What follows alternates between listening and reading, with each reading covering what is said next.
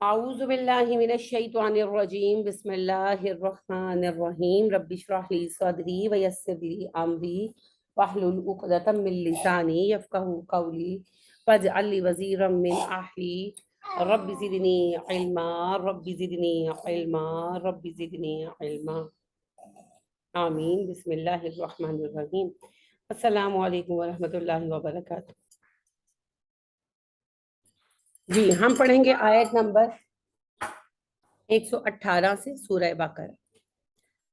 موضوع چل رہا ہے اس بات کا کہ دین پر تبصرہ کرنا ہر کسی کی عادت ہے، اور جب گروہ بن جاتے ہیں، فرقے بن جاتے ہیں، تو پھر فرقے ایک دوسرے پر کفر کے فتوے لگاتے ہیں۔ یہ کوئی نیا کام نہیں۔ مسلمانوں کی اگر آپ فرقہ واریت کی ہسٹری کو دیکھیں گے تو پہلے دو فرقے سنی شیعہ بنے، یعنی کہ اہل سنت میں سے شیعہ الگ ہوئے۔ اہل سنت کوئی فرقہ نہیں تھا، یہ یاد رکھیے گا۔ اہل سنت تو محض ایک ٹائٹل تھا۔ نبی کریم صلی اللہ علیہ وسلم نے امت کو ایک ہی جماعت چھوڑا تھا۔ جب آپ صلی اللہ علیہ وسلم نے ریپیٹڈلی فتنوں کے دور کے اعتبار سے یہ ذکر کیا کہ بہت سارے گروہ بنیں گے اور بہت اختلاف رائے ہوگا، تو صحابہ نے یہ سوال پوچھا کہ اللہ کے نبی صلی اللہ علیہ وسلم، فتنوں کے دور میں، اختلافات کے دور میں ہم کیا کریں اور کون سا گروہ صحیح ہوگا؟ تو آپ نے فرمایا وہی جو میری سنت پر چلے گا اور میرے صحابہ کی جماعت کو مضبوطی سے پکڑے گا۔ ٹھیک ہے؟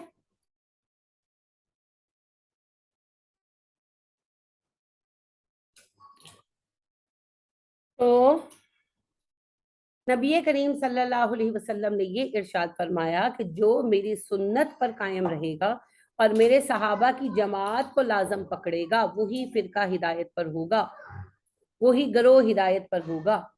تو صحابہ نے وہاں سے ایک ٹائٹل نیم بنایا، مسلمان اہل سنت والجماعت، وہ مسلمان گروہ جو سنت اور صحابہ کی جماعت کو فالو کرتا ہے۔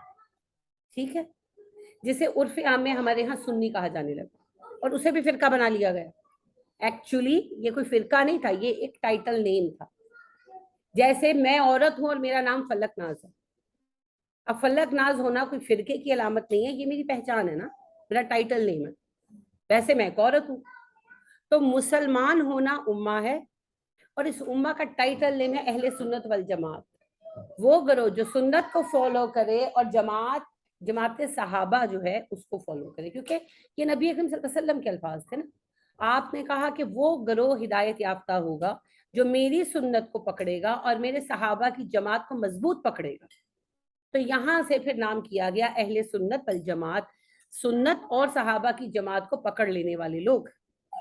تو یہ عہد صحابہ سے نام لیا جاتا تھا، یعنی کہ آپ صحابہ جیسے عبداللہ بن عباس رضی اللہ تعالیٰ عنہ، عبداللہ بن عمر رضی اللہ تعالیٰ عنہ، عمر فاروق رضی اللہ تعالیٰ عنہ جیسے جلیل القدر صحابہ کے خطبات دیکھیں یا فتاوی دیکھیں نا، تو وہ کہتے ہیں ہم اہل سنت والجماعت کے مانتے ہیں، ہم اہل سنت والجماعت کے مانتے ہیں، کہ ہم جو سنت پر عمل پیرا ہیں اور جو صحابہ کو فالو کر رہے ہیں، ہم یہ مانتے ہیں۔ سمجھ گئے؟ تو یہ کوئی فرقہ نہیں تھا۔ پھر حضرت علی رضی اللہ تعالیٰ عنہ کے وقت میں عثمان رضی اللہ تعالیٰ عنہ شہید کر دیے گئے۔ وہاں سے ایک فتنہ پیدا ہوا۔ دو بڑے مرکز تھے مسلمانوں کے، ایک تو کیپٹل تھا مدینہ، اور دوسرا بڑا مرکز تھا شام۔ شام میں امیر معاویہ رضی اللہ تعالیٰ عنہ تھے۔ امیر معاویہ رضی اللہ تعالیٰ عنہ نے یہ ڈیمانڈ رکھی کہ سب سے پہلے قاتلین عثمان کا فیصلہ کیا جائے، انہیں سزا دی جائے، ٹھیک ہے، اور اس کے بعد حکومت کا فیصلہ ہوگا، خلیفہ کا چناؤ بعد میں ہوگا۔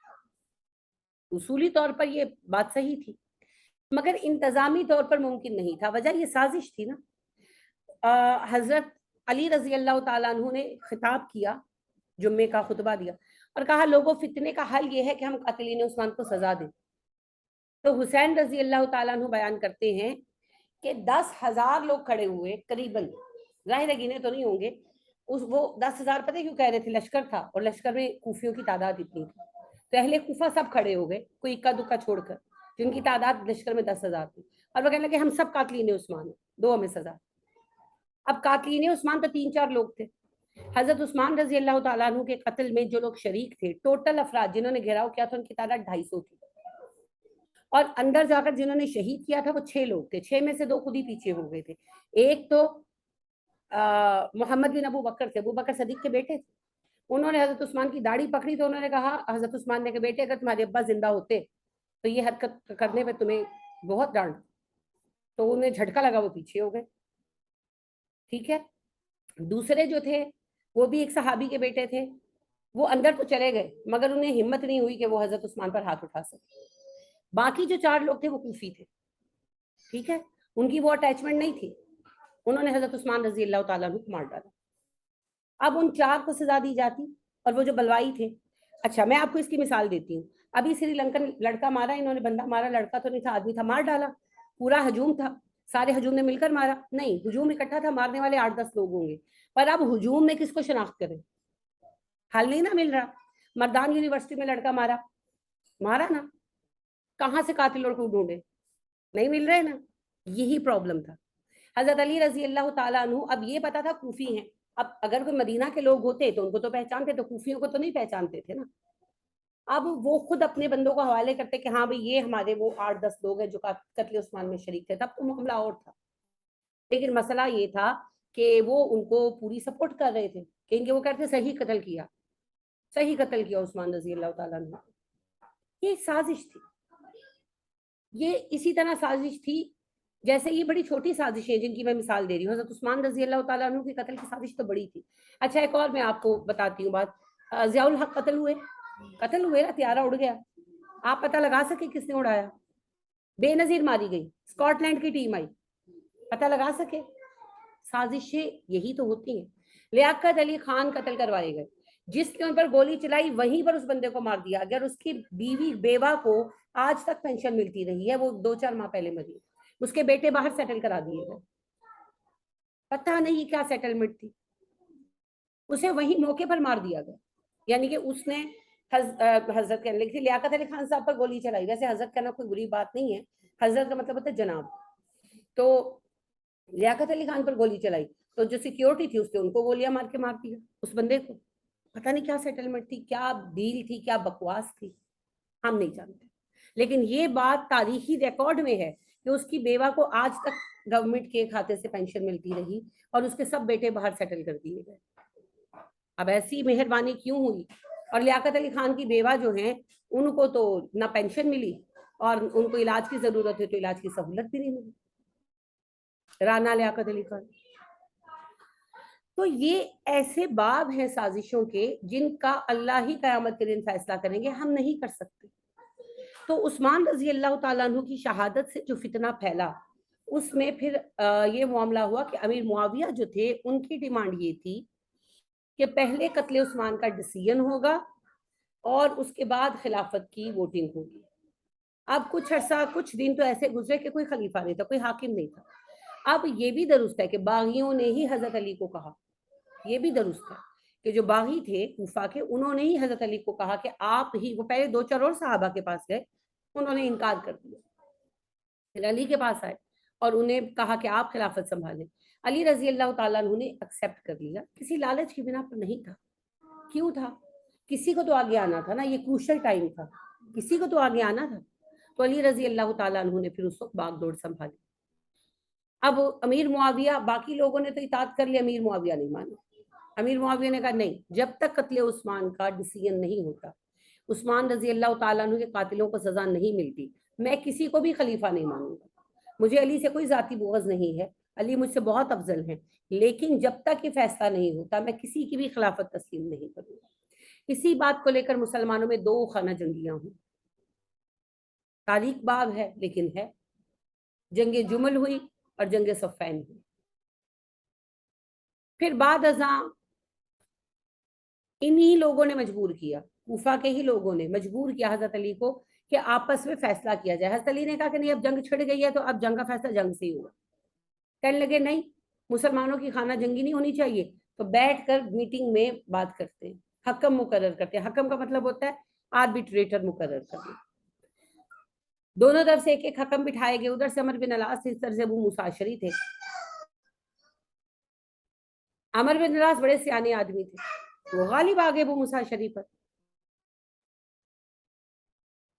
ऐसा नहीं कि कोई झूठ बोला, बस वो सियासत थी ना, ये भी सियासत ही थी।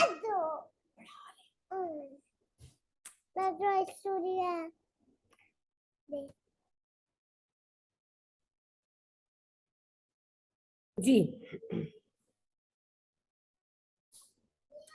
حضرت عثمان رضی اللہ تعالی عنہ کے قتل کے بعد یہ ہوا کہ دو خانہ جنگیاں ہوئی، پھر انہی کوفیوں نے، یہ کچھ کچھ کردار تھے، یعنی کہ کچھ مین لوگ تھے، انہوں نے پریشر ڈالا۔ اچھا یہاں پر یہ یاد رکھے کہ علی رضی اللہ تعالیٰ عنہ اکیلے پڑ گئے تھے اس معنی میں کہ صحابہ سائڈ پر ہو گئے تھے۔ یہ نبی صلی اللہ علیہ وسلم نے کہا تھا اکثر صحابہ کو کہ جب تک غیر مسلموں سے جنگیں ہو جنگیں کرنا، جب آپس کی خانہ جنگیاں شروع ہو سائڈ پہ ہو جانا۔ تو آپ وہ لے لو، اس کو وہ دے دو۔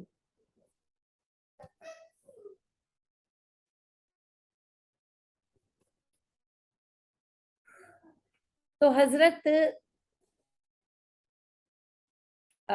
علی رضی اللہ تعالیٰ عنہ کے ساتھ صحابہ میں سے صرف 3-4 لوگ ہی تھے، باقی اکثریت اہل کوفہ کی تھی۔ امیر معاویہ رضی اللہ تعالیٰ عنہ کے بعد ساتھ صحابہ 3-4 ہی تھے، اور اکثریت اہل شام اور اہل مصر کی تھی، مگر ایک فرق تھا، علی رضی اللہ تعالیٰ عنہ نے ساری زندگی مدینہ میں گزار دی تھی، وہ کوفیوں کے مزاج سے واقف نہیں تھے، اور امیر معاویہ رضی اللہ تعالیٰ عنہ نے شام فتح کیا اور شام کے گورنر بنا دیے گئے۔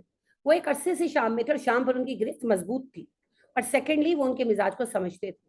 ان کے بڑے جو سپورٹر تھے وہ عمر بن العاص رضی اللہ تعالیٰ عنہ تھے، اور عمر بن العاص رضی اللہ تعالیٰ عنہ بھی جو تھے وہ انہوں نے مصر فتح کیا تھا، وہ مصر کے حاکم تھے، تب سے گورنر تھے، تو وہ مصر کے مزاج کو بھی سمجھتے تھے اور مصر پہ ان کی گرفت بھی مضبوط تھی، لہٰذا یہ سیاسی فرق تھے۔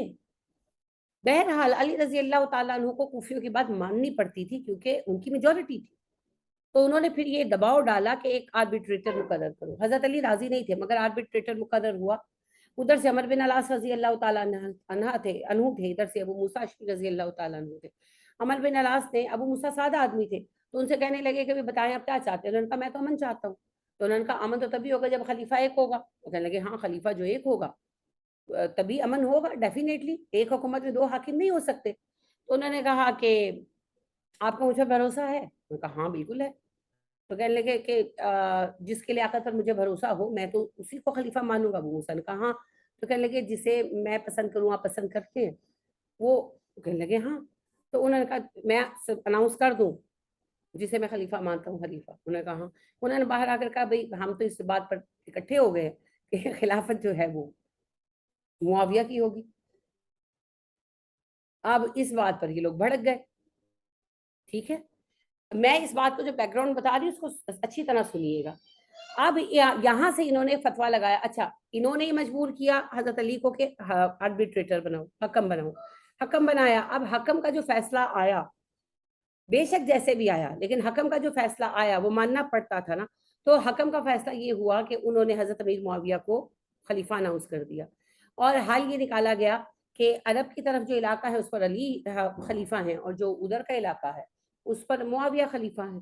اب بظاہر یہ حق ٹھیک بھی تھا، کوئی اتنی بڑی بات نہیں تھی، مگر انہوں نے اب کیا کیا، انہوں نے اب پینترا بدل لیا۔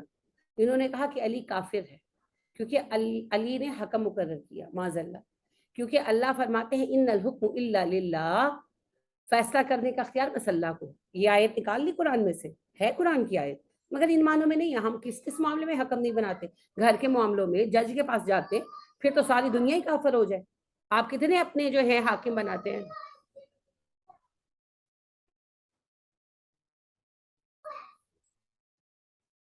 اب انہوں نے یہ ایک آیت نکال کر فتویٰ لگایا علی رضی اللہ تعالیٰ عنہ پر، فتویٰ لگایا علی رضی اللہ تعالیٰ عنہ پر کہ علی کافر ہے معاذ اللہ، کیونکہ علی نے ایک انسان کو حکم بنایا، جج بنایا، اور جو علی کا ساتھ دے سارے کافر ہیں، سب واجب القتل۔ یہ گروہ بنا خارجی، خارج ہونے سے یہ ہے۔ یہی وہ گروہ ہے جو آج تک آپ دیکھتے ہیں کہ سارے مسلمانوں کو کافر قرار دے کے دھماکے کرتے پھرتے ہیں۔ یہ پہلا ٹیررسٹ گروہ تھا، اس کا کبھی خاتمہ پراپر نہیں ہو سکا۔ ریزن یہ انڈر گراؤنڈ ہے نا، ان کو جتنا بھی مارو کہیں نہ، جیسے دھیمک کہیں نہ کہیں سے پھر نکل آتی ہے، دھیمک ہے ہمارے اس کی۔ اچھا دوسرا گروہ وہ تھا جس نے حضرت علی کی فیور میں بات شروع کی اور پھر اس میں حد کراس کر گئے، یعنی کہ انہوں نے کہا علی نبی اکرم صلی اللہ علیہ وسلم کے وصی ہیں، یعنی علی کے لیے نبی اکرم صلی اللہ علیہ وسلم نے وصیت کی تھی، جو حقیقت نہیں ہے، کیونکہ وہ حضرت علی کو مومن اور سارے صحابہ کو کافر کہتے ہیں، یہ یاد رکھیے گا، منافق۔ وہ کہتے ہیں کہ جب نبی اکرم صلی اللہ علیہ وسلم حج سے واپس آ رہے تھے تو کیا نام ہے، غدیر خم مقام کا نام ہے، یہ عید بھی مناتے ہیں، عید غدیر خم کے نام سے، کہ غدیر خم کے مقام پر نبی اکرم صلی اللہ علیہ وسلم نے خطبہ دیا، بالکل دیا، وہ خطبہ حدیث کی کتابوں میں موجود ہے، لیکن یہ کہتے ہیں اس میں نبی اکرم صلی اللہ علیہ وسلم نے اپنے خاندان کے فضائل بھی بیان کی، یہ بالکل صحیح ہے کہ میرے مرنے کے بعد میری اولاد کی یہ حقوق ہے تم پر، بالکل بیان کی، اس میں کوئی دو رائے نہیں۔ لیکن یہ کہتے ہیں کہ نبی صلی اللہ علیہ وسلم نے فرمایا میرے بعد خلافت علی کی ہوگی، وہاں تخت لگوایا، ایک کرسی لگوائی، کرسی پر علی کو بٹھایا اور بتایا، یہ سارا فسانہ ہے، یہ سچ نہیں ہے۔ نبی اکرم صلی اللہ علیہ وسلم نے کسی کو نامینیٹ نہیں کیا، یہ غلط ہے۔ لیکن وہ کہتے ہیں کہ اس وقت نبی اکرم صلی اللہ علیہ وسلم نے نامینیٹ کیا، پہلے تو وصی اللہ قرار دیا، پھر انہیں نبی اکرم صلی اللہ علیہ وسلم کے برابر، پھر ان سے بہتر، اور یہاں تک کہ پھر اس گروہ کے اندر ایک گروہ اٹھا جو حضرت علی کو اللہ کہنے لگا، اور آج تک وہ گروہ موجود ہے، ایسا نہیں کہ وہ ختم ہو گیا۔ علی حق ہے، علی اللہ ہے، وہ آج تک کہتے ہیں معاذ اللہ، انا للہ و انا الیہ راجعون۔ ان کو کہا گیا رافضی۔ اب عربی میں شیعتن کہتے ہیں گروہ کو، شیعہ الاولین پڑھا ہے آپ نے، شین یا عین، شیعہ الاولین پہلوں کا گروہ، و شیعہ الاخرین بعد پچھلوں کا گروہ، تو شیعہ گروہ کو کہتے ہیں۔ تو شیعان دو گروہ، تو ان دو گروہوں کو ایک رافضی اور ایک خارجی۔ رافضی حضرت علی رضی اللہ تعالیٰ عنہ کی محبت میں غلط کر کے مشرک ہوئے، اور خارجی حضرت علی رضی اللہ تعالیٰ عنہ کی نفرت میں غلط کر کے کافر ہوئے۔ اور یہ بات نبی اکرم صلی اللہ علیہ وسلم نے کہہ دی تھی، آپ نے کہا تھا علی تمہاری مثال میری امت میں عیسیٰ جیسی ہے، تمہاری محبت میں میری امت کا ایک گروہ گمراہ ہوگا اور تمہاری نفرت میں میری امت کا ایک گروہ گمراہ ہوگا۔ تو یہ تو فتنہ آنا ہی تھا، اس میں حضرت علی رضی اللہ تعالیٰ عنہ کا کوئی عمل دخل نہیں ہے، وہ بیچارے جتنے مشکل حالات میں خلافت ان کو ملی ہے اور جتنے صحیح فیصلے انہوں نے کیے ہیں کوئی نہیں کر سکتا، وہ حالات ہی بڑے عجیب و غریب تھے۔ تو علی رضی اللہ تعالیٰ عنہ کے زمانے میں یہ پہلا گروہ کھڑا ہوئے تھے، دو، خارجی اور شیعہ، یعنی رافضی، ان دونوں کو شیعان علی کہا گیا، علی کی وجہ سے بننے والے دو گروہ۔ خارجی تو بل اتفاق کافر قرار پائے نا مسلمانوں میں، شیعہ ملے جلے ہیں، رافضی ایکچولی ملے جلے ہیں، پھر ان میں آگے حضرت علی کے جو بچے وغیرہ تھے، پھر ان میں فقہ جعفریہ ہوا، پھر فقہ مظہریہ ہوا، پھر کہیں آگے جو ہیں وہ سلسلے ہوتے گئے۔ اچھا ہمارے یہاں پر عام طور پر انہیں شیعہ کہا جانے لگا، کیونکہ خارجی تو بالکل ہی الگ ہو گئے نا، خارجی تو سبھی مانتے ہیں کہ نکل گئے ہم میں سے۔ تو یہ تھے پہلے گروہ، یعنی اہل سنت والجماعت امت میں سے جو پوری امت تھی، ایک گروہ نکلا حضرت علی کو کافر قرار دے کر، اور حضرت علی رضی اللہ تعالیٰ عنہ کے سب ساتھیوں کو کافر قرار دے کر۔ دوسرا گروہ جو تھا اس نے اپنے آپ کو الگ کیا حضرت علی رضی اللہ تعالیٰ عنہ کی محبت کی شدت اختیار کر کے، پھر اس شدت کے مختلف درجے، ایک وہ لوگ ہیں اور ان کی اکثریت ہے شیعہ حضرات میں جو یہ کہتے ہیں کہ علی رضی اللہ تعالیٰ عنہ کے ساتھ زیادتی ہوئی، بہت زیادتی ہوئی، اور صحابہ نے ان کے ساتھ ٹھیک نہیں کیا، لیکن وہ اپنا بدلہ اللہ سے پائیں گے، اور وہ قرآن پر حدیث پر قائم ہے۔ ایک بڑا گروہ ایسا ہے۔ اس کے بعد کمتر گروہ وہ آتا ہے جو یہ کہتے ہیں کہ جنہوں نے حضرت علی کے ساتھ برا کیا وہ کسی عزت کے مستحق نہیں ہے، وہ پھر صحابہ کو گالیاں دیتے ہیں، بدتمیزی کرتے ہیں، اس طرح کی حرکتیں۔ پھر اس کے بعد غالی شیعہ وہ آ جاتے ہیں جو زکوٰۃ کا انکار کرتے ہیں، جو ٹمپریری میرج کو جو ہے وہ جائز مانتے ہیں۔ کیا کہتے ہیں جی ٹمپریری میرج کو؟ نہیں،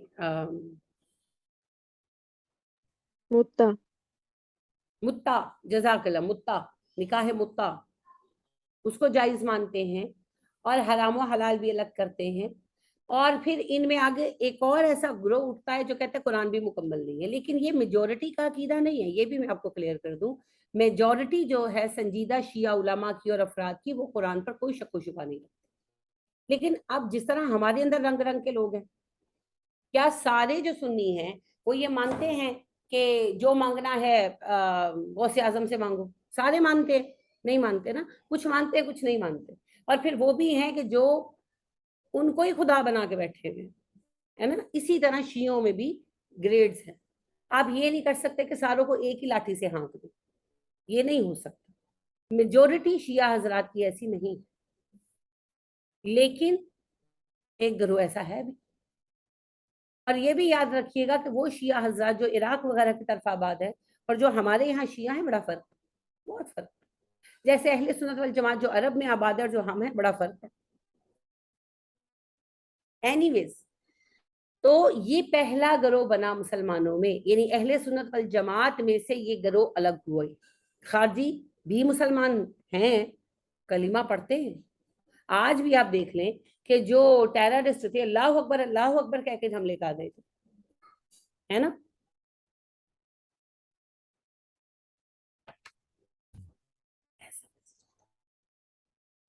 तो ये लोग मुसलमानों के पहले दो ग्रुप थे, ठीक है।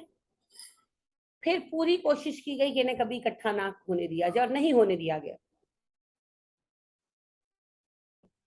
राफजी, राफजी, रवाफिज भी कहते हैं इनको। कलेक्टिव नेम बना शयाने अली, और मुख्तसर होकर हो गया शिया, ठीक है। फिर उसके बाद ये हुआ कि अहले सुन्नत वल जमात जो टाइटल नेम था, उसे एक फिरका माना जाने लगा। इसमें इकट्ठा कर लो साहब। उसे भी एक फिरका माना जाने लगा, और हमारे यहाँ आमतौर पर से कहने लगे सुन्नी। फिर अब इनके अंदर आगे आगे आगे ग्रुप बने, फिक्र की बिना पर बने, तसव्वुफ की बिना पर बने, इलाके की बिना पर। अब देखिए, बरेली इलाका है, अहमद रजा खान साहब एक आलिम थे, उनके अकायद से मुझे शदीद इख्तलाफ है, क्योंकि उन्होंने अकीदों में शिरक को शिद्दत से डाला है, शदीद इख्तलाफ है। बहरहाल वो एक आलिम तो थे। उनका इलाका था बरेली, जिन्होंने उनको अपना टीचर मान लिया, अपना पीरो किबला काबा मान लिया, वो बरेलवी हो गए थे। अब बरेलवियों में आगे आप देखें सेक्ट आ गए, बरेलवी नईमी, बरेलवी अत्तारी।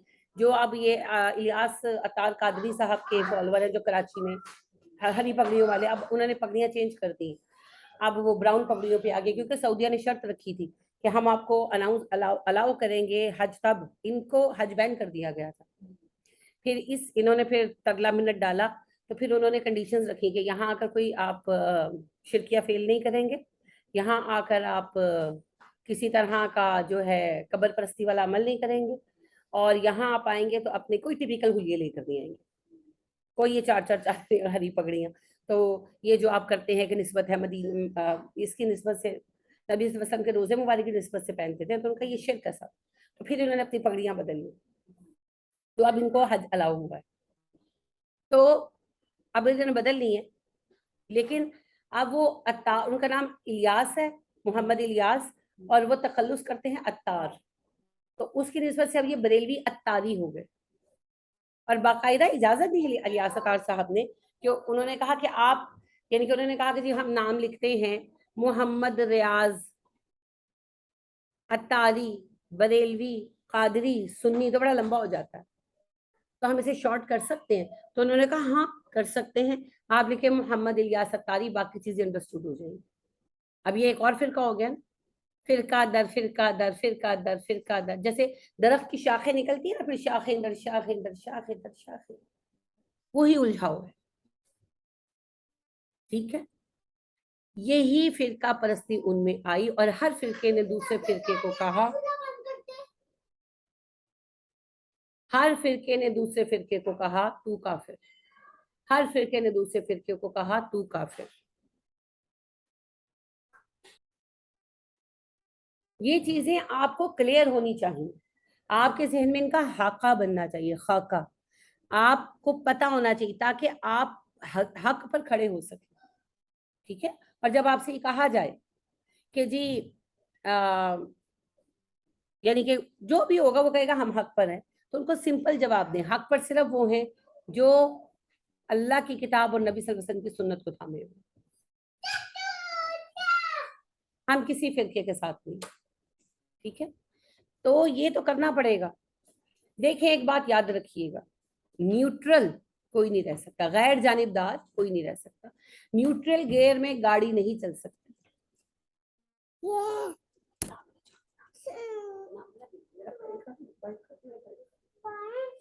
जो खेलो, गेम खेलो।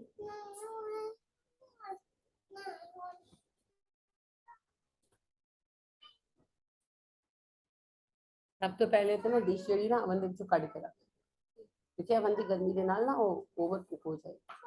ਠੀਕ, ਤੇ ਇਹ ਵੀ ਡਿਸ਼ ਔਰ ਇਹਨਾਂ ਨੂੰ ਕਵਰ ਕਰ ਦੇ, ਡਿਸ਼ਾਂ ਨੂੰ ਕਵਰ ਕਰ ਦੇ, ਨਹੀਂ ਹਾਲੇ ਗਰਮ ਨੇ ਫ੍ਰਿਜ ਵਿੱਚ ਰੱਖਣਾ, ਕਵਰ ਕਰ ਦੇ, रुमाल पा दे उत्ते, ठीक है ना, प्लास्टिक भी ना लगाई, गरम ने हाले नहीं लगेगा, कवर पा दे, ठीक है, एनू भी कवर कर दे, सब कुछ ढक दे, ठीक है। फिर मेरा बटुआ अंदरों लैके आ, मैं दे रही हूँ। हाँ हाँ सब कुछ चुक लिया, उन्होंने नहीं खादा, बाद चुके देख रहे भाई कहने रहन दे, चल बाद चु खा ले लेंगी, फिर मैं चुक लाँगी, ए चीज़ा चुक लै और अंदर सब कुछ कवर कर दे, मैट वगैरह भी चुक लो, सब समेट लो।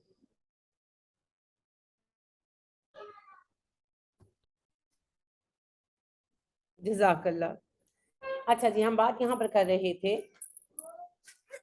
कि नबी करीम सल्लल्लाहु अलैहि वसल्लम को उन्होंने ये प्रपोजल दिया कि अल्लाह के नबी सल्लल्लाहु अलैहि वसल्लम, ज़ाहिर वो तो अल्लाह के नबी नहीं कहते थे, उन्होंने कहा मोहम्मद ना तुम हमारे खुदाओं की बुराई करो, ना हम तुम्हारे खुदाओं की बुराई करें, ना तुम हमारे दीन में दखल दो, ना हम तुम्हारे दीन में दखल दें, तुम अपनी राह चलो, हम अपनी राह चलो।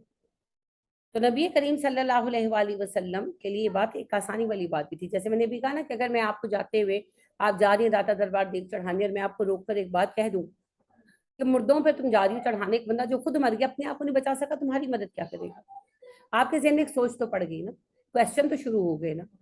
तो इसी तरह जब नबी करीम सल्लल्लाहु अलैहि वसल्लम लोगों के सामने बात रखते थे, और लोग सोचने वाले थे, बेवकूफ़ तो नहीं थे, तो फिर जो ये सारे कुरैश ठेकेदार बने हुए थे दीन के, तो इनको दिक्कत आती थी। तो इसीलिए इन्होंने ये प्रपोजल रखा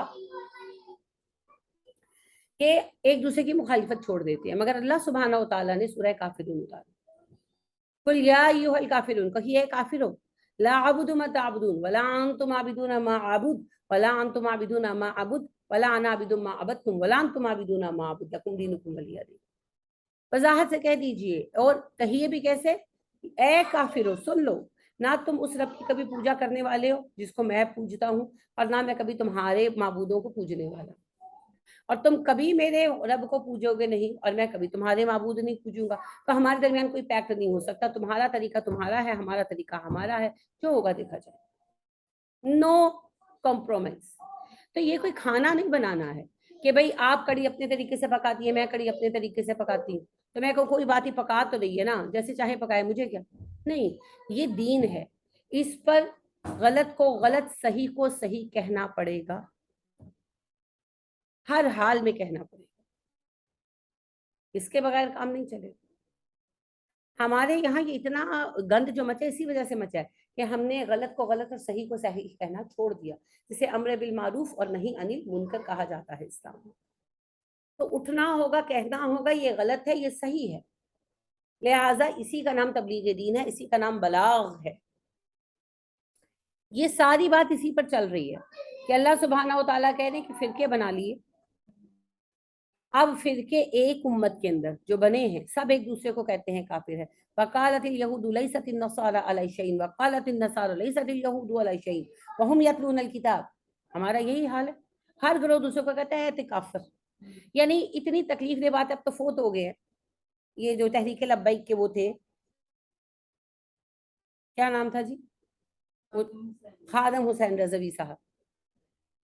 तो और ये बात ऑन एयर उन्होंने कही कि बैठे हुए थे और अजान हुई, ऑन एयर वीडियो चल रही है, तो कहते हैं कि दफा करो, और भाभियां दी अजान, खुद लेक्चर दे रहे थे ना, तो किसी ने तवज्जो दिलाई कि अजान हो रहे, कहते हैं दफा करो, भाभियां दी अजान है, भाभी तो सूरा दे सूर में। नहीं, लैंग्वेज के अलावा आप ये देखें कि उनका क्या मतलब, क्या है इस बात का कि सूअर से ज्यादा नापाक है एक ऐसा बंदा जो हमारे फिरके से वाबस्ता नहीं। फिरका है ना इनके नजदीक, हम फिरका है, हम तो नहीं अपने आप को फिरका बनाते, ये तो बनाते हैं ना। تو بات کیا ہے کہ ایک بندہ جو ہمارے فرقے سے وابستہ نہیں ہے وہ کلمہ گو ہونے کے باوجود سور سے بھی زیادہ ناپاک ہے، اور ان کی اذان کا بھی احترام نہیں کیا جائے گا. کیوں؟ اذان بدلی ہوئی ہے؟ نہیں نا. یہ ہے یہ بات.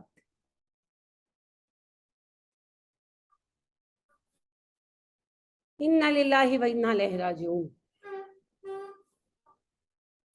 تو یہ ہے وقالت الیہود لیست النصارى علی شیء وقالت النصارى لیست الیہود علی شیء وهم یتلون الکتاب.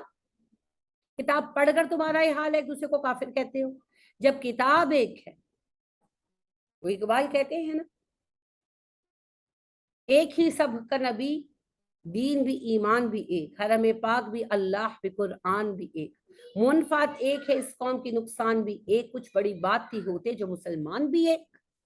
فرقہ بندی ہے کہیں اور کہیں ذاتے ہیں، کیا زمانے میں پنپنے کی یہی بات ہے. صوبائی لیول پر ہم نفرتیں کر رہے ہیں، بلوچ سندھی. ابھی صبح میں گئی ہوئی تھی ایک میٹنگ کے لیے، ایک خاتون ماشاءاللہ ان کا ایک سیٹ اپ ہے، تو میں ان سے اسی سلسلے میں بات کرنے گئی تھی.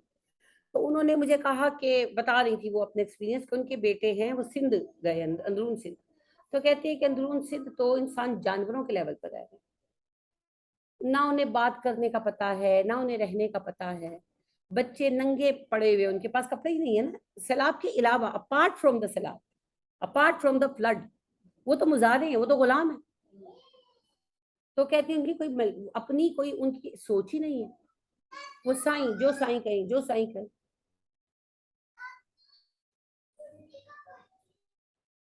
تو یہ مینٹیلٹی ہے. سندھیوں کو ہم نے دبایا ہوا ہے، ہم نے مطلب حکمرانوں نے، بلوچیوں کو حکمرانوں نے دبایا ہوا ہے، پنجابی پٹھان، یعنی بانٹا ہوا ہے نا. یہ بھی ایک تقسیم ہے، یہ تقسیم سیاسیوں نے کی، سیاست دانوں نے کر رکھی ہے. دین کے نام پر بھی بانٹ رکھا ہے، ہر کسی نے بانٹ رکھا ہے. کوئی دو مولوی ایک جگہ بیٹھ سکتے ہیں. قائد اعظم محمد علی جناح کی جب تحریک چل رہی تھی، اپنی زور پر تھی مسلم لیگ کی تحریک، تو ان کے پاس علماء کا وفد آیا، اور وہ یہ کہنے لگے، اور یہ واقعہ ہے، یہ کہانی نہیں میں سنا رہی. وہ کہنے لگے کہ ہم چاہتے ہیں اتنا بڑا ہجوم ہوتا ہے تو نماز قائم کی جائے. جلسہ جب ہو مسلم لیگ کا تو بڑی گیدرنگ ہوتی ہے، تو نماز قائم کی جائے، جس نماز کا ٹائم آ جائے جماعت سے نماز پڑھائی جائے. جنہوں نے کہا جی بالکل کوئی بات نہیں، آپ ڈیسائیڈ کر کے بتا دیں کہ کون پڑھائے گا. اور جنا اٹھ کر چلے گئے گھنٹے کا ٹائم دے کر. گھنٹہ گزر گیا، یہ ڈیسائیڈ نہیں ہو سکا کہ امامت کون کرائے گا. آپ میری بات سمجھ رہے ہیں؟ لہٰذا انہوں نے کہا جی ہم آپ کو بتائیں گے، اور پاکستان بن گیا. جناب بیچارے مر گئے، کبھی یہ نہیں کوئی بتا سکا کہ کون ایک بندہ جماعت کرا سکتا. اگر لوگ مدرسوں سے بھاگتے ہیں، اگر لوگ علماء کو، مولویوں کو ناپسند کرتے ہیں، تو اس میں ہماری بھی غلطیاں. میں خود بڑی بد دل ہوں، میں خود بڑی بد دل ہوں، اور میرا یہ ماننا ہے، اور یہ میرا مسلسل تجربہ ہے. یونیورسٹی کے پڑھے ہوئے لوگ بہت اچھے ہیں کام کرنے کے لیے، مدرسوں کے پڑھے ہوئے لوگ بہت تنگ کرتے ہیں. یہ میرا اپنا تجربہ. ان میں ایتھکس بہت کم ہوتے ہیں، ان کی زبان اچھی نہیں ہوتی، ان کی ڈیلنگز اچھی نہیں ہوتی. سیریسلی.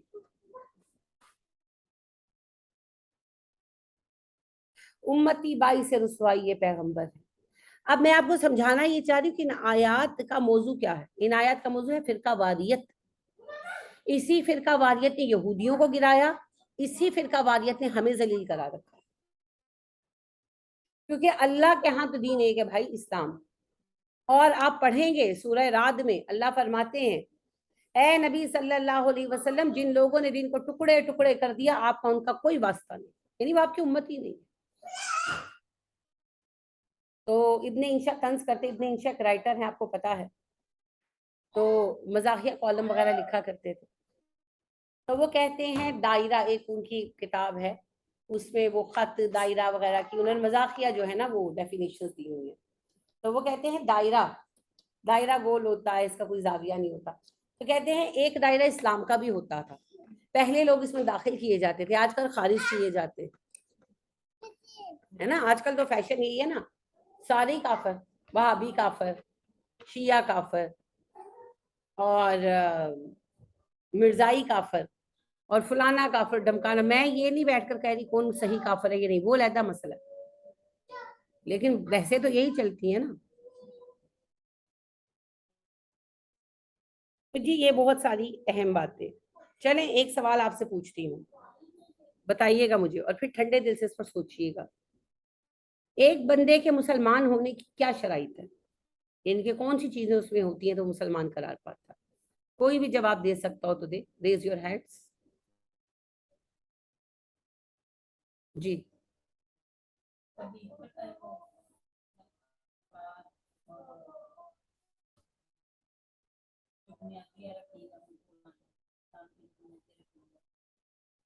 جی عائشہ آپ کیا کہتی ہیں؟ یہ توحید سب سے پہلے صرف اللہ تعالیٰ سے مانگنا، اللہ کے واحد ہونے پہ یقین، اور پھر وہی نماز، زکوٰۃ، روزہ جو ہیں بیسک پلرز. عفت آپ کیا کہتے ہیں؟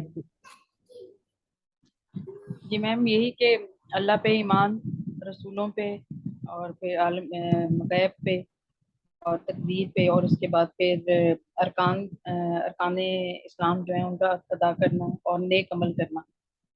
اچھا دو چیزیں اور میرے نبی یہاں صلی کلیئر اللہ علیہ کیجیے. وسلم ایمان لانا پر. اور بات ہے اور پریکٹسنگ مسلم ہونا اور بات ہے.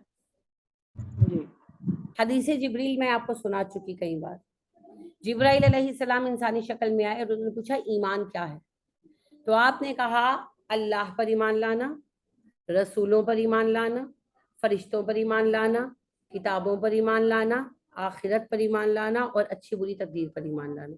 جو ان 6 چیزوں پر ایمان لے آیا اور ان کا انکاری نہیں ہے وہ مسلمان ہے، چاہے کسی کو اچھا لگے چاہے کسی کو برا لگے. کیا شیعہ اللہ کو ایک نہیں مانتے؟ مانتے ہیں. کیا شیعہ نبی صلی اللہ علیہ وسلم کو رسول نہیں مانتے؟ مانتے ہیں جی، مانتے ہیں، مانتے ہیں.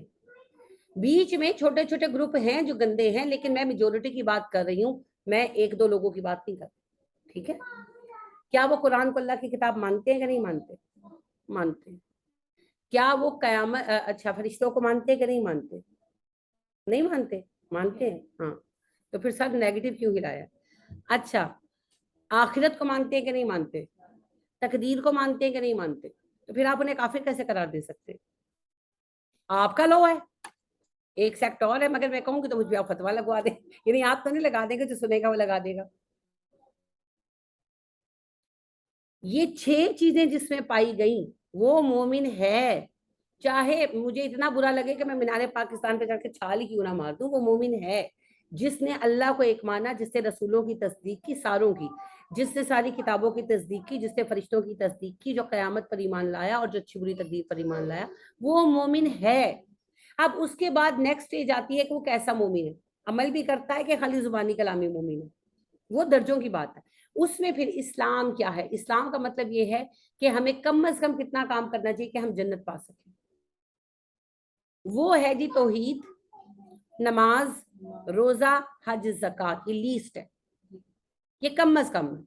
لہٰذا ایک صحابی بھی ہے نا نبی صلی اللہ علیہ وسلم کے پاس، کہنے لگے کہ اسلام کیا ہے؟ اللہ کے نبی صلی اللہ علیہ وسلم اسلام کیا ہے؟ آپ نے کہا تم اللہ کے ساتھ شریک نہ ٹھہرو. انہوں نے کہا کچھ اور؟ آپ صلی اللہ علیہ وسلم نے فرمایا 5 نمازیں دن میں ادا کرو. وہ کہنے لگے اور؟ آپ نے کہا بس فرض اتنی ہے، اگر تم اپنی مرضی سے کچھ کرو تمہاری خوشی ہے. وہ کہنے لگے اس کے بعد آپ نے کہا روزہ، رمضان کے روزے فرض ہیں. وہ کہنے لگے اور؟ آپ نے کہا فرض صرف رمضان ہے، باقی تمہاری مرضی، کچھ کرنا چاہو تو کر لو. وہ کہنے لگے اچھا جی اس کے بعد آپ نے کہا اپنے مال پر اگر صاحب نصاب ہو تو 2.5% کی شرح سے سالانہ زکوٰۃ ادا کرو. وہ کہنے لگے اور؟ آپ صلی اللہ علیہ وسلم نے فرمایا فرض صرف یہی ہے، ایکسٹرا کرنا چاہو تمہاری مرضی ہے. انہوں نے کہا جی اس کے بعد آپ نے کہا اگر تمہارے پاس سفر کے پیسے ہوں تو حج کرو ایک بار. وہ کہنے لگے اور؟ آپ نے فرمایا فرض ایک بار حج کرنا ہے، باقی تمہاری مرضی ہے، ایکسٹرا کرو تو کرو، نہ کرو تو نہ کرو. وہ صاحب چل پڑے اور وہ کہتے جا رہے تھے، بار بار ریپیٹ کر رہے تھے اللہ کی قسم نہ میں کمی کروں گا اس میں نہ زیادتی، نہ میں کمی کروں گا اس میں نہ میں زیادتی. آپ نے فرمایا لوگوں اگر یہ بندہ سچ کہہ رہا ہے تو یہ جنتی. یہ 33% مارکس ہیں. پھر اب اعلیٰ درجوں کے لیے جو کوششیں کرنی ہے وہ انسان کرے، لیکن جس نے پہلی 6 چیزوں کو مان لیا وہ مومن ہے. ہاں اب مومن ہونے کے بعد وہ فاسق ہے، بے نمازی ہے، روزہ کھانے والا ہے، وہ پھر علیحدہ معاملے. دیکھیں کفر اور گناہ گاری میں فرق ہوتا ہے نا. دیکھیں میں آپ کو سمجھاتی ہوں. ایک بندہ بھارت کے ساتھ مل کر پاکستان کے خلاف سازش کرے وہ غدار ہے. ایک بندہ پاکستان کا غدار نہیں ہے مگر وہ ڈاکو ہے یا وہ چور ہے یا وہ ملاوٹ کرتا ہے منافع خور ہے, اب آپ اسے غدار قرار نہیں دے سکتے, وہ مجرم ہے وہ پاکستانی. فرق ہے نا دونوں میں. بالکل اسی طرح ایک بندہ نے کہا میں ہوں تو مسلمان, میں نہیں مانتا فرشتوں کو, وہ کافر ہو گیا, چاہے وہ کہے کہ میں مسلمان ہوں, وہ کافر ہو گیا. ایک بندہ اٹھ کر کہتا ہے میں رسولوں کو نہیں مانتا, کوئی رسالت وسالت کوئی کتاب نہیں آتی, کافر ہو گیا. ٹھیک ہے, جس نے سب کچھ مانا اور پھر اللہ کے ساتھ شریک بنائے وہ مشرک ہو گیا. جس نے نہ اللہ کے ساتھ کسی کو شریک بنایا اور نہ کسی چیز کا انکار کیا, اب وہ مومن ہے وہ مومن. اب وہ مومن کی کون سی کیٹیگری میں ہے وہ الگ بات ہے. وہ ایک اچھا مومن ہے, وہ ایک برا مومن ہے, وہ ایک بہترین مومن ہے. یہ تو درجے ہے نا. پھر دیکھو مومنوں میں فاسق ہیں کہ نہیں ہے نا, پھر مومنوں میں متقی ہیں, پھر مومن میں محسنین ہے. تو فاسق سے لے کر محسنین تک درجے درجے. فسق بڑی تکلیف دہ چیز ہے. دیکھیں نا نبی صلی اللہ علیہ وسلم نے فرمایا, اور آپ قرآن میں پڑھتے کہ لوگ جہنم میں ڈالے جائیں گے اور لوگ پوچھیں گے تم تو مسلمان تھے تم جہنم میں کیوں آئے, تو اللہ خود کہتے ہیں, وہ کہیں گے ہم نماز نہیں پڑھتے تھے, ولم تکو آیت میرے ذہن میں اٹک گئی ہے, ہم نماز نہیں پڑھتے تھے, ولم نکو من المصلین, ہم نمازیوں میں نہیں تھے, ہم نماز نہیں پڑھتے تھے. تو یہ کس کو کون کہے گا؟ مسلمان کہے گا نا. ہوں گے وہ مسلمان مگر وہ ریگولر بے نمازی ہوں گے, تو بطور سزا جہنم میں جائیں گے, پھر جب اللہ معاف کریں گے تب کریں گے. اور آپ جانتے ہیں کہ جس کے سینے میں رائی برابر ایمان ہے پھر آخر کار نکالا جائے گا, رائی کے دانے برابر ایمان والا بھی نکال لیا جائے گا نا. تو ایمان اور چیز ہے, عمل اور چیز ہے, ایمان ایک چیز ہے, ارکان میں اسلام دوسری چیز ہے. ایک چیز ہے ایمان, ایمان کے عقیدے ہوتے ہیں, عقائد ہوتے ہیں, اور وہ عقائد آپ نے دیکھ لیے 6 ہیں, توحید, رسالت, فرشتے, کتابیں, آخرت اور اچھی بری تقدیر. دوسری چیز ہے اسلام کے ارکان کہ پریکٹیکلٹی میں ہمیں کیا کرنا ہے, وہ پھر ہے توحید, نماز, روزہ, زکوٰۃ, حج, یہ فرائض ہیں, ان کو ادا کرنے والا پورا پورا پاس ہے. اس کے بعد پھر مرتبے, وہ پھر جس کا جتنی دوڑ ہے وہ لگائے, کس نے منع کیا؟ سمجھ آئی؟ اب ایک بندہ یا ایک گروہ جو کسی چیز کا انکار نہیں کر رہا, آپ اسے کافر قرار نہیں دے سکتے, چاہے آپ کو وہ گروہ اچھا نہ لگتا. تو جب آپ اس پیمانے پر بیٹھ کے سوچیں گے نا تو آپ کو یہ پتا چلے گا کہ جن جن پر ہم نے کفر کے فتوے لگا رکھے ہیں نا, ہمیں حق نہیں.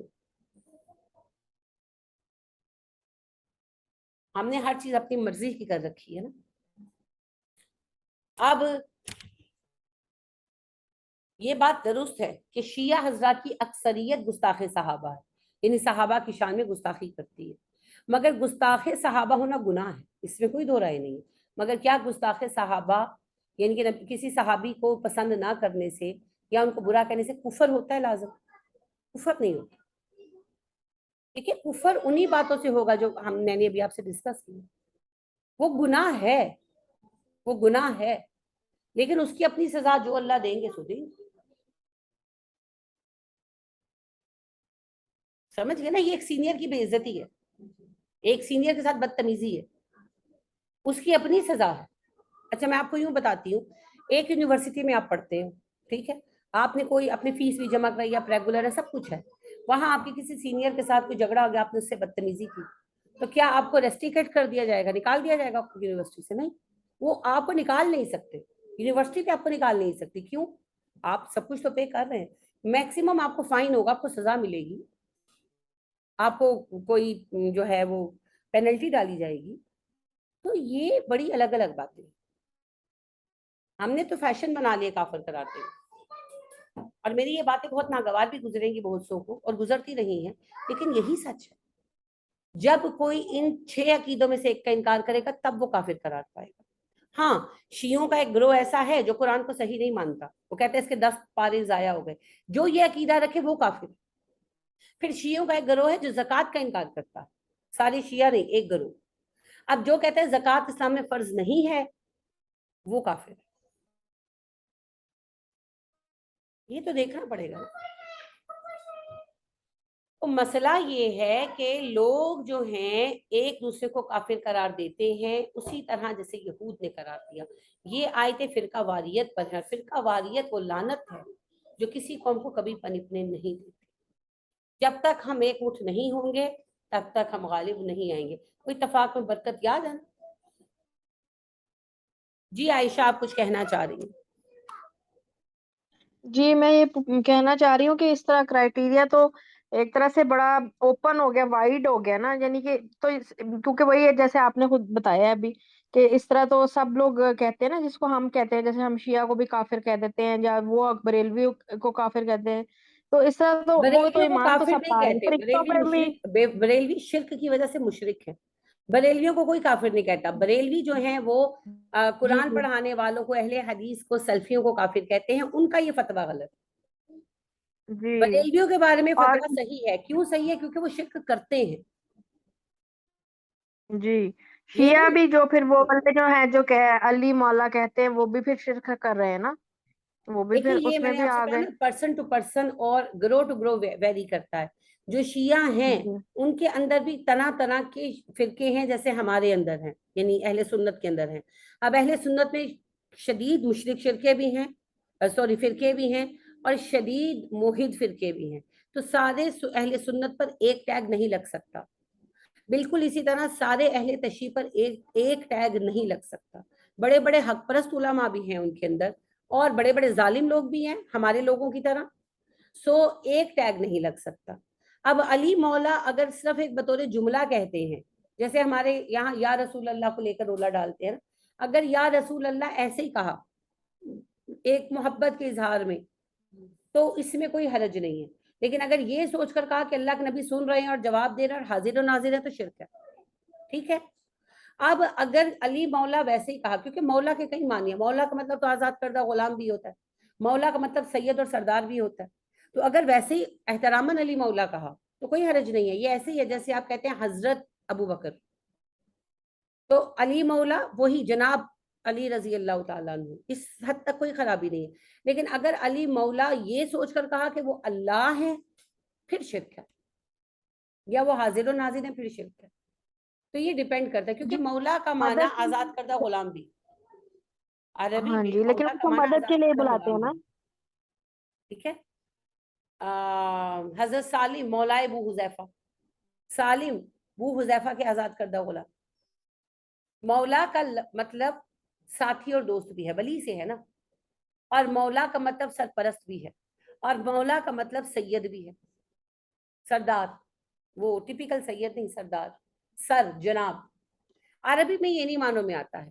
مولا کا معنی پروردگار، یہ عربی میں نہیں ہے، یہ رائج نہیں. یہ ہمارے یہاں بنا ہے، یہ ہمارے ہی شیعوں میں چلتا ہے. لہٰذا اگر آپ ایران ادھر چلے جائیں تو وہ یہ لفظ یوز نہیں کرتے. یہ برے صغیر میں یوز ہوتا ہے، اور اس کو ماننے میں لیا جاتا ہے پروردگار یا رب کے. تو اگر اس معنی میں استعمال کر رہے ہیں تو شرک ہے، کلیئر شرک ہے، کوئی دو رائے نہیں ہے. اور اگر وہ ویسے ہی احتراماً جیسے ہم حضرت ابو بکر کہتے ہیں وہ علی مولا کہہ رہے ہیں، تو کوئی حرج نہیں. دوسری بات یہ ہے، نہ کہیں مولا مگر پکارتے ہیں تو شرک ہے. جیسے میں نے دیکھا، میں کہیں گئی ہوئی تھی تو ان کا بچہ ٹھوکر کھا کے گرا تو کہنے لگی یا علی مدد. اب مولا تو نہیں کہا، مگر یہ شرک ہے، کلیئر شرک ہے. تو شرک کچھ الفاظ ایسے ہیں، ویسے تو اللہ نے ادب سکھایا، آپ نے پڑھا جب اللہ نے کہا یا ایھا الذین آمنوا لا تقولوا راعنا وقولوا انظرنا، کہ وہ باتیں چھوڑ دو جو مشکوک ہو. وہ تو سب سے آسان طریقہ ہے. لیکن ہمارے معاشرے میں جو بگاڑ ابھی پڑا ہوا ہے اس میں یہ بہت مشکل ہے. تو پھر یہ ضرور کیٹاگرائز کرنے کی کوشش کریں، اگلے سے پوچھ لیں، جاننے کی کوشش کریں وہ کوئی لفظ کیوں استعمال کر رہا ہے، کن معنوں میں استعمال کر رہا ہے. ٹھیک ہے. تو بالکل ایسے لوگ جو شرک کر رہے ہیں وہ مشرک ہیں، اور جو لوگ کفر کے ارتکاب کا سبب ہے وہ کافر بھی ہیں. جیسے شیعوں میں، جیسے میں نے آپ کو کہا، ایک پورا گروہ ہے جو زکوٰۃ کا انکار کرتا ہے، اور پورا ایک گروہ ہے جو قرآن کو مکمل نہیں مانتا. تو یہ دونوں ہی گروہ کافر ہیں. تو یہ تو پھر ویری کرے گا. میں تو صرف آپ کو اصول بتا رہی ہوں، اس اصول پر کون پورا اترے گا کون نہیں اترے گا یہ ایک علیحدہ بحث ہے. جی فرزین.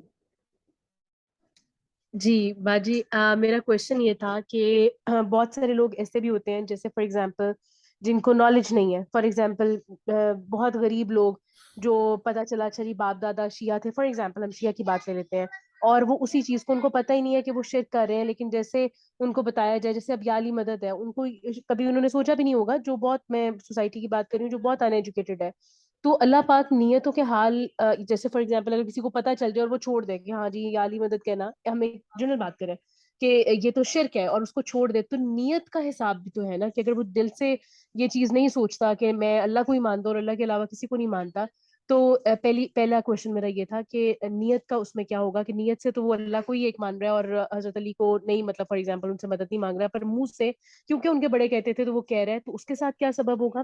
سیکنڈ میرا کوشچن یہ ہے کہ جو جیسے فار ایگزامپل کرسچنز ہیں، اب کرسچنز میں ظاہر بات ہے وہ کرسچنوں کے گھر میں پیدا ہو گئے اور انہوں نے وہ مسلمان نہیں ہوئے، یا انہوں نے تعلیم نہیں لی، یا وہ اسی چیز پر عمل پیرا رہے، تو اور دنیا میں بھی انہوں نے بڑی غربت کاٹی لیکن اپنا کام بڑی ایمانداری کے ساتھ کیا. تو اب جیسے مسلمانوں کا تو ہم نے یہ کر لیا کہ جی مسلمان وہ ہے جو اللہ کو ایک مانتا ہے، رسول مانتا ہے، رسول کو مانتا ہے اور کتابوں پہ عمل کرتا ہے. تو ان لوگوں کے ساتھ پھر کیا اللہ تعالیٰ کا ہوگا کہ جنہوں نے اپنی زندگی ایمانداری کے ساتھ گزاری، بے شک دوسرے مذہب میں گزاری رہ کے، اور لیکن انہوں نے ایمان نہیں لے کر آئے، تو ان کا کیا ہوگا. یہ میرے دو کوشچنز ہیں بیسیکلی. اچھا، آپ کا پہلا جو سوال یہ ہے کہ کوئی بندہ کوئی جملہ کہتا ہے، جیسے فور ایگزامپل یا علی مدد کہتا ہے، مگر اس کو اس کا میننگ ہی نہیں پتا، تو اس کا کیا معاملہ ہوگا. جی باجی یہ میرا کوشچن ہے. تو اس میں بات یہ ہے، ہماری اکثر چیزیں ایسی ہی ہیں کہ وہ پڑھی گئی اور بڑوں کو پتا نہیں تھا. تو جب تک نیت صحیح ہے، اللہ فضل کریں گے اور معاف کر دیں گے انشاءاللہ. لیکن واقعی اس بندے کو علم نہیں ہونا چاہیے، یہ نہیں کہ نیگلیجنس اختیار کر رکھی ہے، کبھی ٹائم ہی نہیں نکالا. ٹھیک ہے. دوسری بات یعنی کہ بات یہ ہے کہ نیت بالکل صحیح ہو اور واقعی علم حاصل کرنے کا کوئی ذریعہ نہ ہو، تب جا کر تو اور بات ہے. لیکن ایک بس یہ کہ نیگلیجنس ہے، ٹائم ہی نہیں نکال رہے، سب کچھ اویلیبل ہے، پڑھ نہیں رہے، تو وہ پھر باتیں الگ ہو جاتی ہیں اور ان پہ پھر گناہ ہوگا.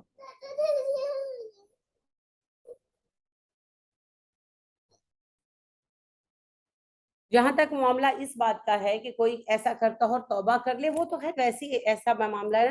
کوئی حقیقی مشرک بھی ہوگا، اسلام لے آئے گا تو معاف ہو جائے گا، وہ تو معاملہ ہی الگ ہے. جس نے توبہ کر لی اس کا تو سب معاملہ معاف ہے.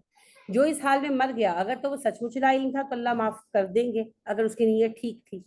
ویسے وہ توحید پرست تھا، مگر اس کو علم نہیں تھا کہ فعل شرک کیا ہے، تو پھر تو کوئی مسئلہ نہیں. اور اگر جو ہے اس کو علم تھا اور اس نے توجہ نہیں دی، یا وہ علم لے سکتا تھا اور اس نے توجہ نہیں دی، تو پھر تو سزا ملے گی. دوسری بات جو آپ نے کہی کہ کوئی بندہ عیسائی ہو اور نیک رہا ساری عمر، غریب بھی تھا، مشقت بھی اٹھائی، اور پھر وہ مر گیا، تو کیا معاملہ ہوگا. اللہ نے واضح کہہ دیا ہے جس تک اسلام کے احکامات نہیں پہنچے اس کو اللہ معاف کر دیں گے، اگر وہ توحید پر ہوا تو اور آخرت کو مانتا ہوا.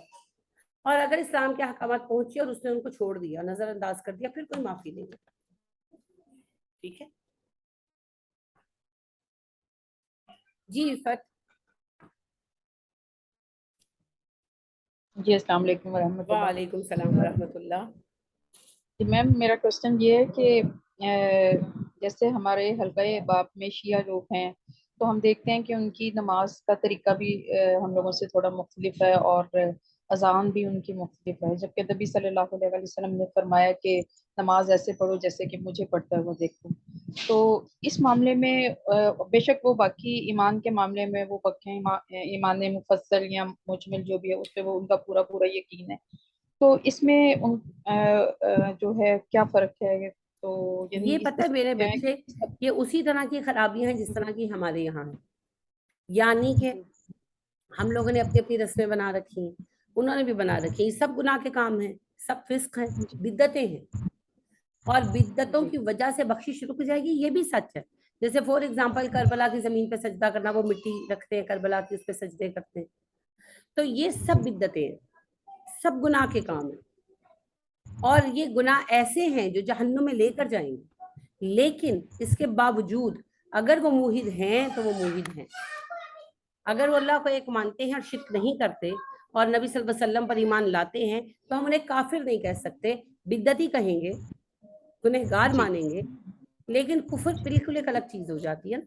हत्ता कि कयामत के दिन भी ये होगा कि ऐसे लोग जिनके बहुत गुनाह होंगे, बिद्दती होंगे, खराबियां होंगी उनके मामले में, वो जहन्नुम में जाएंगे, जहन्नुम की सजा काटेंगे। और नबी सल्लल्लाहु अलैहि वसल्लम फरमाते हैं कि सब मोमिन निकल जाएंगे जन्नत से, तो फिर ऐसे चीदा चीदा लोग रह जाएंगे जिनके सिवाय इसके कि उनके दिल में तौहीद थी, कोई नेकी नहीं होगी जिंदगी में। तो उनको फिर कुफार चिढ़ाएंगे कि तुम तो बड़े मोहित थे, फिर भी हो तो जहन्नुम में ही ना हमारे साथ। तो फिर वो अल्लाह से इल्तिजा करेंगे कि अल्लाह, हमने कभी आपके साथ शिरक नहीं किया, बेशक हमने बहुत गलतियां की, पर आप क्या हमें मुशरिकों के सामने तमाशा बनने के लिए छोड़ देंगे? तो फिर अल्लाह हुक्म देंगे कि इनको निकालो, फिर उनको निकाला जाएगा और नहर हयात में गोता दिया जाएगा और फिर जन्नत में भेजा जाएगा।